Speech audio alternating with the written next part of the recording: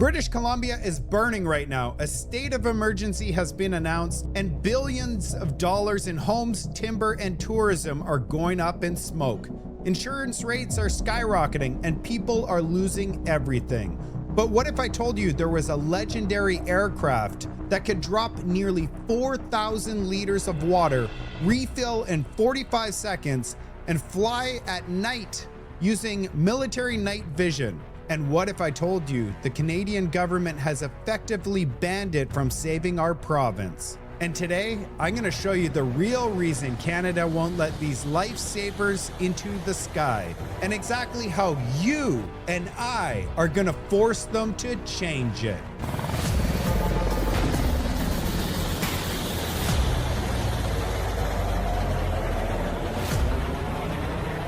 This is the UH-60 Blackhawk, and here is where the story gets insane.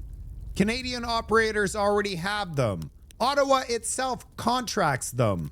Other countries are opening pathways to use ex-military Blackhawks for firefighting. Canada has been closing key pathways to bring more into commercial area work.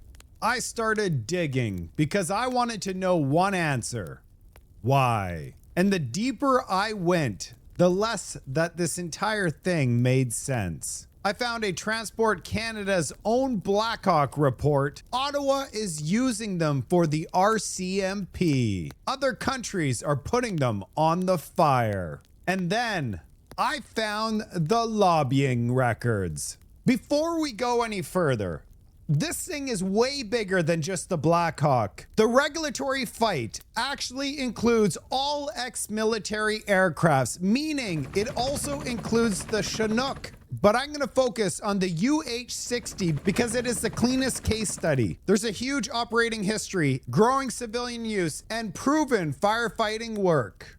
I'm sure that a lot of you out there have stories. Leave your story in the comments section, but here's my story. Ever since I was a little kid, I go up to the Okanagan. Summer meant the lake. It did not mean that I had to check the smoke map every single morning to see if I could even breathe if I would go outside. It's gone so bad that sometimes you can't even see the mountains from the lake. And I have young kids, so actually in the last 3 years, I have not taken my kids up to the Okanagan to enjoy. Now, every single July and August, people are just asking, how's the highways? Are they open? Are they closed? And a lot of people are wondering if tourism is going to crush the local economy. Just take a look at all of the fruit that they've had to throw in the trash because it's covered in smoke. And many of you out there are wondering if your home is going to be next. And I'm a math guy, so here's the number. BC spent $1.1 billion a few years ago. That's the highest on record. And this year they're at $500 million. This does not include all of the properties that were destroyed, closed businesses, tourism losses, and insurance claims, and of course, rebuilding. How do you stop these mega fires? You stop more of these fires before they become a mega fire. That is the whole game. Detect faster, hit harder, and give the crews every possible advantage during the initial attack window. Now maybe you're thinking, Mark saw some really cool military helicopter and fell in love with it. Fair enough. But don't take my word for it. Listen to the fire chiefs whose department actually bought the exact helicopter I'm talking about. Compared to some of the older helicopters in its fleet, like this one, that can drop about 350 gallons of water at a time, the new Firehawk helicopters can drop around 1,000 gallons at a time. OCFA's fire chief Brian Fennessy says they're also safer than the ones they're replacing. They're also a lot more powerful. You lose an engine, which is pretty rare in a Bell 412, depending on how fast you're going, what your elevation is, what you're doing. That second engine may not get you to safety. You lose an engine in one of these S-70s, even full of water and heavy and in a hover, they'll be able to fly off and land safely. So for me, much of it was the safety enhancements in addition to the increased capabilities. That fire chief has good reason to be concerned about pilot safety. The Bell 412 is the standard helicopter that's used to fight fires in BC. He said in rare occasions, the helicopter loses an engine. Apparently, this just happened yesterday in Canada. A Facebook page called Air Attack just posted this video.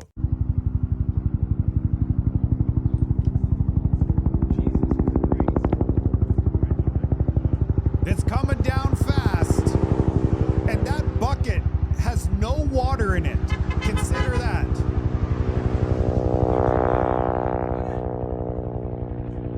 The bucket's dragging on the ground. Check out this landing. Whoa. Wow, that is a professional landing. It could have gone wrong. Check this out here. Wow, if it went forged just a little bit, it would have flipped onto the routers and it would have been a very nasty situation.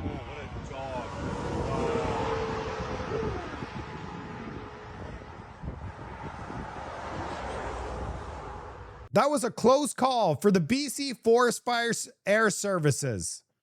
Now we all know why that fire chief wanted the increase in capabilities for his fire department. That was a close call in Canada. This type of emergency landing where they bounced off the ground hard like that would never happen with the UH-60 Blackhawk. And now the part that most Canadians have no idea about. Watch this. Now, BC Wildfire Service is throwing everything they can at this fire, including this Blackhawk UH-60 helicopter you can see here behind me, the only one in Canada outfitted with night vision capability and a 3,400 liter belly tank. Did you hear that? That's the UH-60 Blackhawk fighting here in Canada. And the crew has worked around the clock at night using the night vision capabilities. Listen to how the pilot describes it. I spoke with its pilot earlier about what it was like to use night vision to try to fight that fire on Friday night. It's a bit apocalyptic. It's like nothing you're really used to seeing.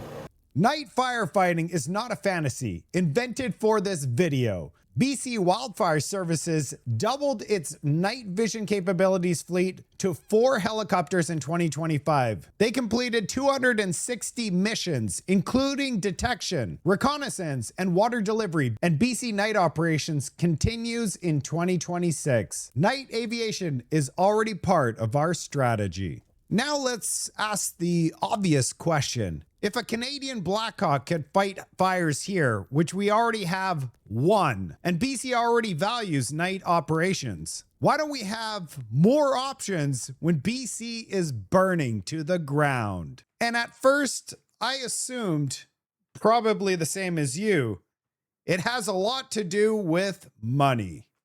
Believe it or not, it's actually not the issue. If you went and tried to buy one of the UH-60 Blackhawk helicopters, it would set you back tens of millions of dollars if it was brand new off the conveyor belt, fully equipped for missions right away. But there's another market. The ex-military UH-60 Blackhawks.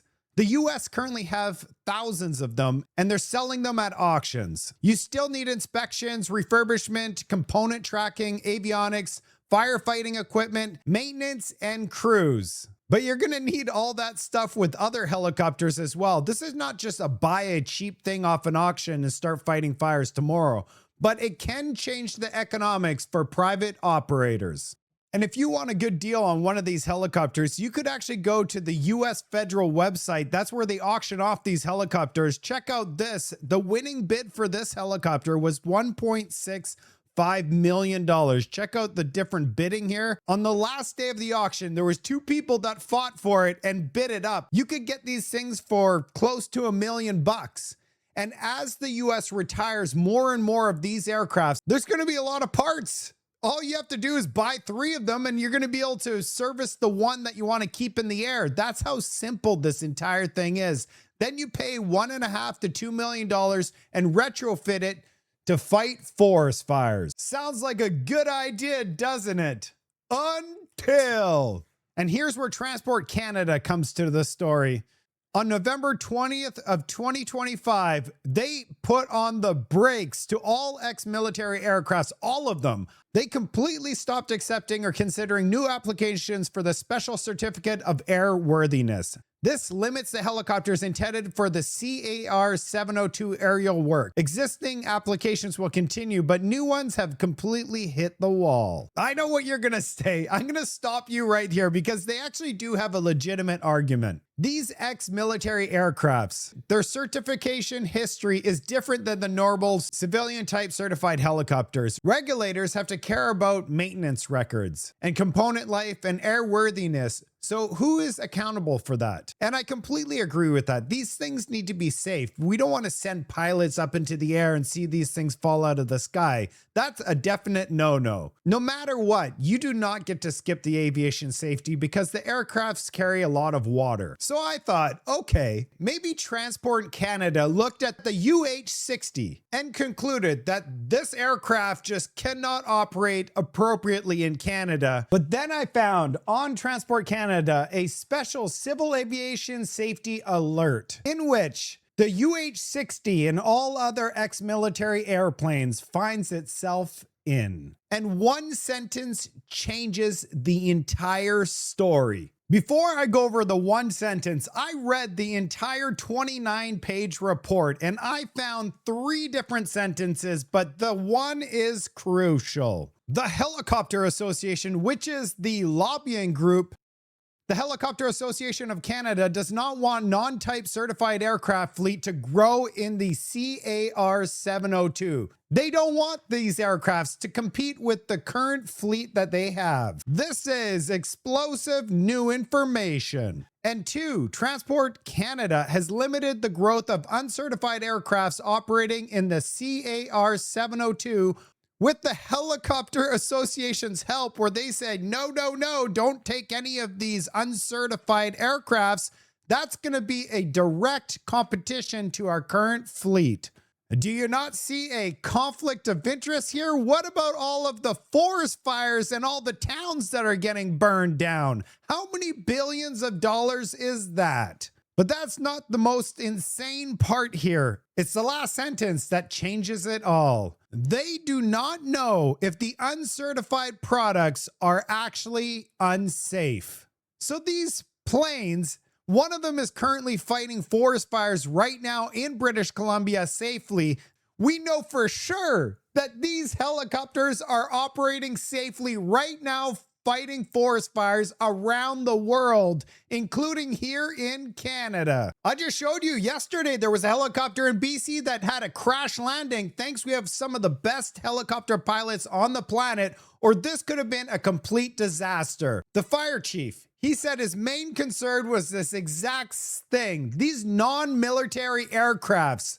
That's why he wants the military aircrafts, because if one engine fails, they're going to be able to land perfectly fine. They're actually a lot safer than these old pieces of junk that were flying in the air. I'm not saying they're all old pieces of junk, but when you see one just yesterday fall out of the sky, this is a major concern. Like I said, how rare is it if it just happened here in BC? That is proof that this thing can happen and will happen. Our fleet is not new. They're older and less superior to these ex-military aircrafts. None of this made sense to me, so I decided I should do a little bit more digging. And guess what I found? Transport Canada's very own UH-60 report. Transport Canada Civil Aviation Operational Evaluation for the UH-60A. Oh boy, and I found something in this 16-page report on page 12.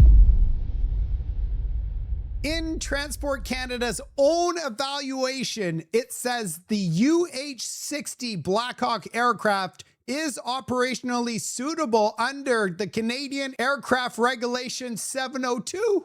702! I'm in shock right now. With a special certificate of airworthiness. It's limited and its associated operating conditions.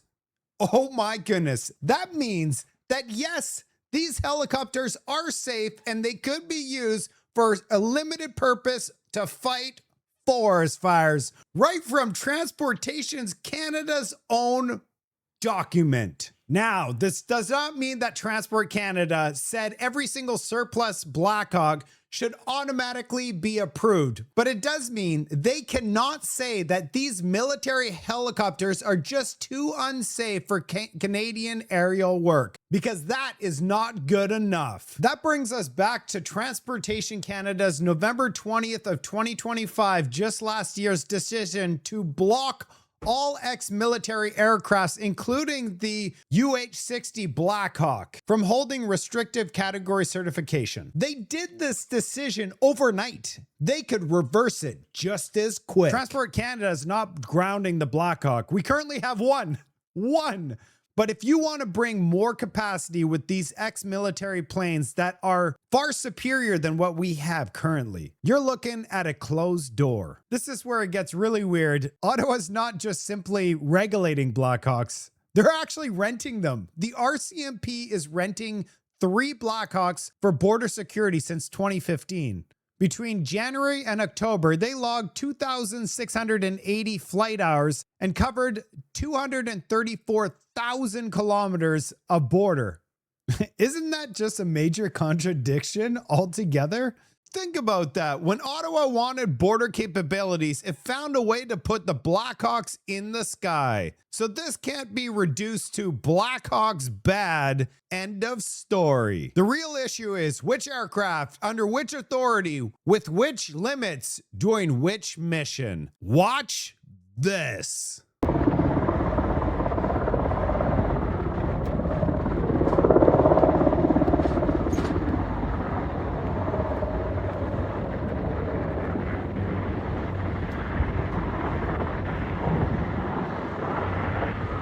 And the contradiction didn't end there. By June of 2026, public reporting said 2 of the 3 contracted Blackhawks are still operating, while the third, a US registered aircraft, has been grounded after Transport Canada raised regulatory concerns. Even inside Ottawa's own contract, the regulatory problems are colliding with operational demand. So at this point, I wanted to know whether Canada was simply following international norms. Maybe every serious aviation regulator had looked at the ex-military Blackhawk and said, not a chance. Nope. The rest of the world is starting to move in the opposite direction. Just a week ago, an FAA restricted category US registered UH-60L was delivered to a Spanish operator for wildfire suppression in Galicia. It was described as the first restricted category and registered UH-60L operating in Europe. Europe didn't say it used to be in the military, so it's impossible. What they did is they built the pathway. Then Cyprus, not 1 Blackhawk, 4 Blackhawks. Canada only has 1 Blackhawk. A Slovakia operator deployed UH-60 Blackhawks to firefight throughout the 2026 fire season. 4 ex-military family Blackhawks sit on wildfire readiness in another European country, while Canada shuts the door. Then there's Australia. Oh yeah, they've also added for their 2026-2027 season, lists multiple UH-60 Blackhawks for firebombing roles. They're not just test flights. They're not museum aircrafts. These are national firefighting fleet. So now the question becomes very uncomfortable.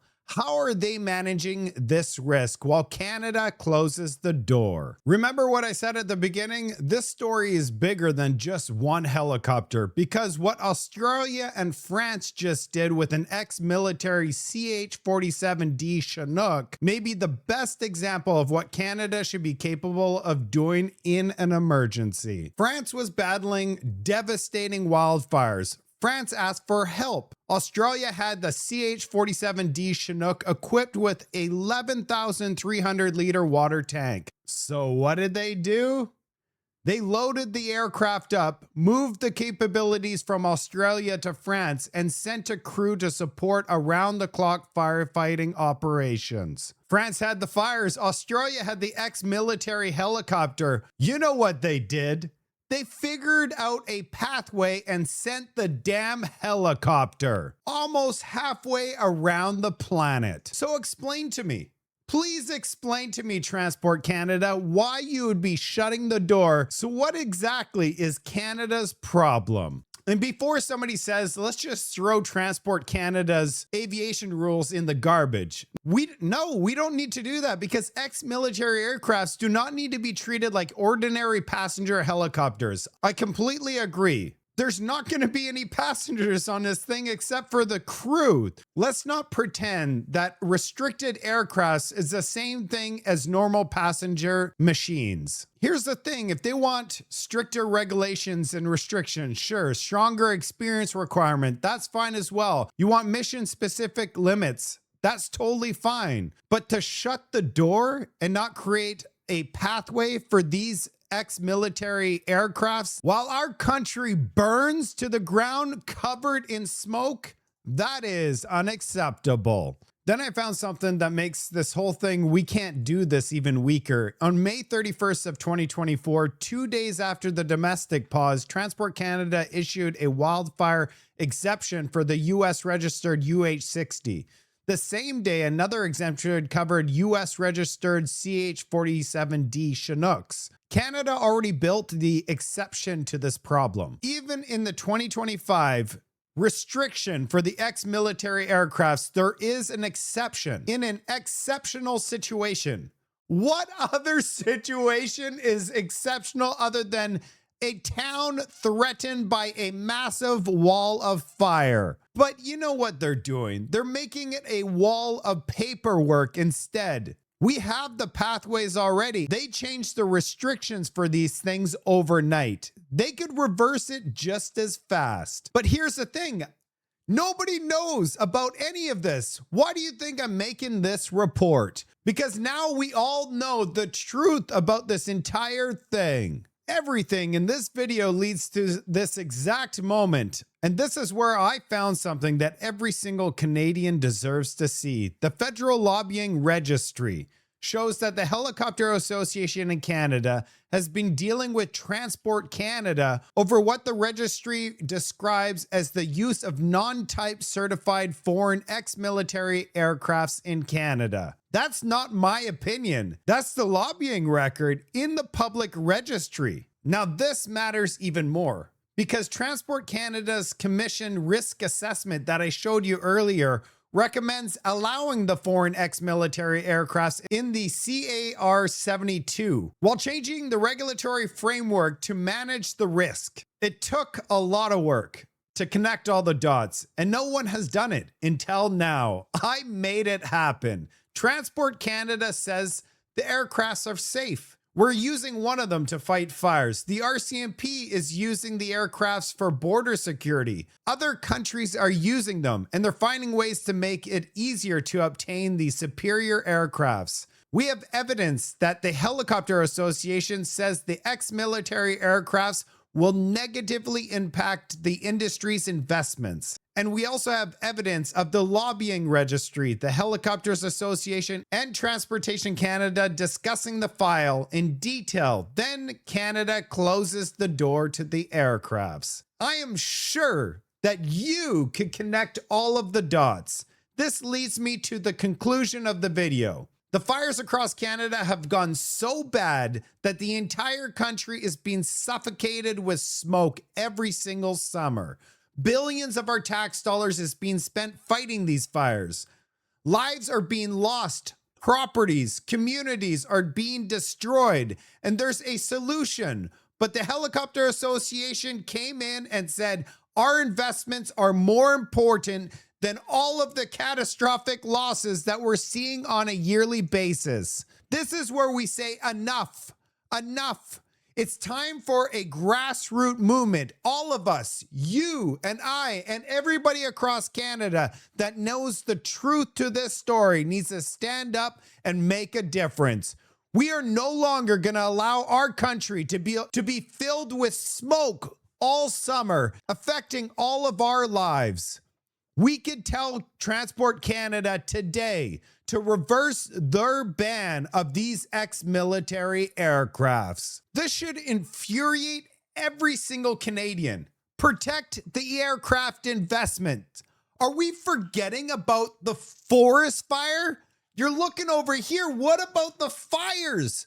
The fires are burning. We need every single piece of equipment that's available to us. And if there is a ex-military aircraft that's superior to turn out these fires before they turn into mega fires, these people are forgetting what's important. The truth is out, Canada, and this is what we're gonna do about it. First, share this video with at least one family member or a friend. Even better, share this video with somebody that is currently being evacuated by the current fires in Canada. Second, we're going to send 50,000 files directly in front of the people that could change this file. And I've made it stupidly easy to do so. In the video description, I'm putting the contact information for Transport Canada, Steve McKinnon. All of your MPs are going to be available. Your MLAs, the BC government, and the Premier. Put in your own words. That's most important. This is not going to be a cut and paste. You need to put in your own words and tell them what the forest fires are doing to your community. And ask them one thing. Create a controlled restricted category or equivalent pathways for qualified ex-military wildfire and specialized work aircrafts with strict maintenance and experienced crews and necessary mission personnel only, and defend our force across Canada. Create the pathway today and reverse the ex-military ban now. We're gonna make a difference, and I'm gonna follow up with everybody with subsequent reports on where we are at. We are gonna flood them with our emails, and yes, we're gonna reverse this ban and save our country from these catastrophic wildfires. We will no longer be covered in smoke.